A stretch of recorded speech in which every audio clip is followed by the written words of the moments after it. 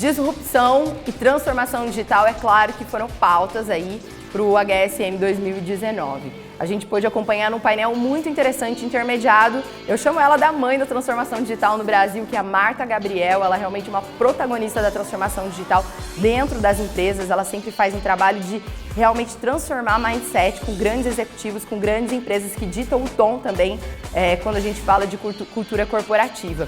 E aí lá ela recebeu presidentes como da SAP, da IBM, da Microsoft.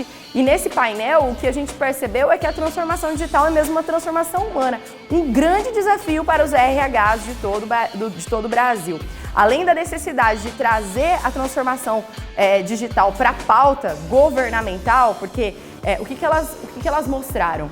Que a gente fala de transformação digital das empresas, mas isso aí é o pico da pirâmide. E aí elas falaram assim, tem que ir para a base, tem que ir lá para a educação fundamental, a transformação digital tem que entrar na educação fundamental, que aí sim isso vai fazer sentido quando essas pessoas chegarem ao mercado de trabalho. Uma outra coisa que elas alertaram é que grande parte das profissões que existem hoje não vão mais existir.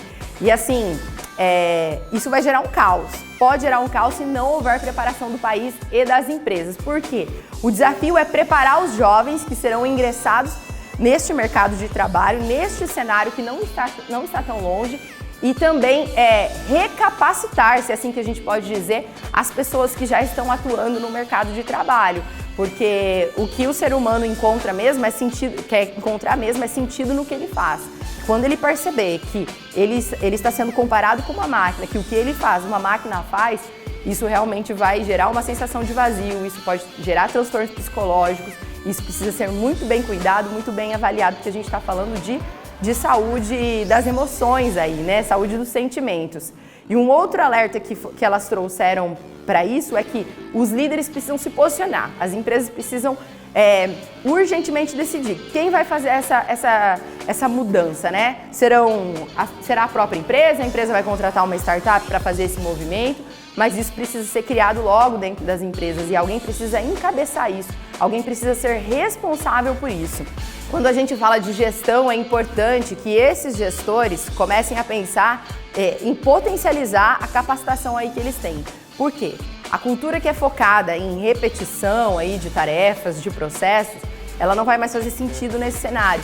Então é muito interessante que esses gestores que querem atuar nesse novo cenário, que eles comecem a se preparar com mais de uma especialização, que eles possam transitar em outras áreas também, porque isso vai trazer maior autonomia para os liderados deles e caminhos também mais confortáveis para que eles possam se desenvolver e gerar suas entregas no ambiente de trabalho. Uma outra coisa que elas disseram é o equilíbrio da autonomia, né? A gente fala muito de, esse é um cenário que é compartilhado, o funcionário precisa ter mais autonomia, mas é uma autonomia com gestão, não é controle. É você ter a certeza que você capacitou aquele funcionário, que ele está apto para gerar aquela entrega para você, mas você ainda assim acompanhá-lo em suas necessidades e na geração aí das suas tarefas. O modelo de capacitação também precisa ser reinventado neste novo cenário digital, onde as pessoas eram contratadas pelos seus currículos cheios de especializações, com diplomas. Agora a pessoa precisa ser contratada no que ela realmente sabe fazer. Isso terá muito mais valor nesse cenário de transformação digital. E as empresas também são convidadas nesse novo cenário, ou melhor, convocadas a repensar o propósito, porque elas fazem o que fazem.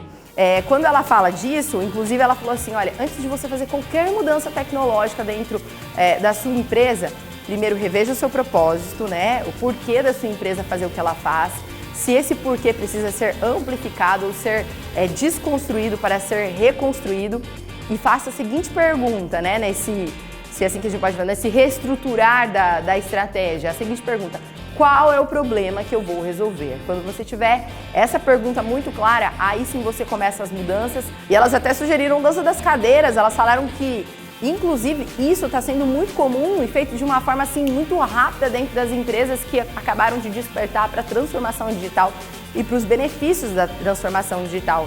Elas disseram assim que a inovação, que esse DNA disruptivo, ele precisa estar no estilo de vida do gestor, ele precisa ser verdadeiro isso.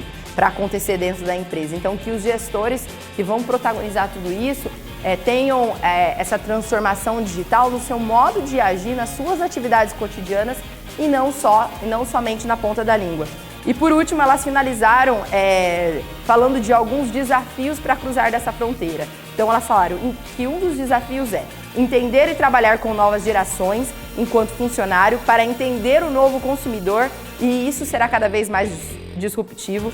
Colocar a pauta da transformação digital urgente na agenda governamental brasileira e descobrir e encorajar as pessoas que querem protagonizar a transformação digital no país e dentro das empresas. A habilidade para interagir com outras pessoas, com pessoas diferentes. Elas disseram que quando a gente se coloca a conversar, a dialogar e a discutir ideias com pessoas que pensam como nós, isso não gera inovação, isso não gera transformação digital.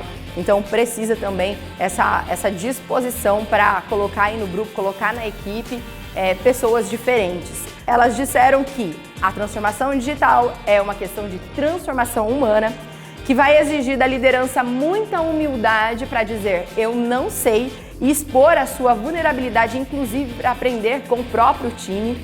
Também a questão da confiança. Elas disseram que estabelecer confiança se trata de um trabalho colaborativo. Se não houver confiança, o trabalho não vai acontecer. Então, como é dessa cultura digital o comportamento colaborativo, eu só colaboro quando eu confio. Então, se eu sentir, por exemplo, que eu não tenho confiança no meu ambiente de trabalho, com certeza eu só vou fazer o meu trabalho e pronto, é isso que elas quiseram dizer. Não vai fluir o clima colaborativo, não vai fluir a transformação digital.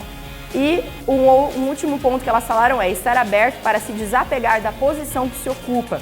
Elas até disseram, nós não somos algo enquanto posição e status, nós estamos em algo enquanto posição e status. Então a gente precisa se desapegar dessa posição e entender que nós estamos, nós não somos.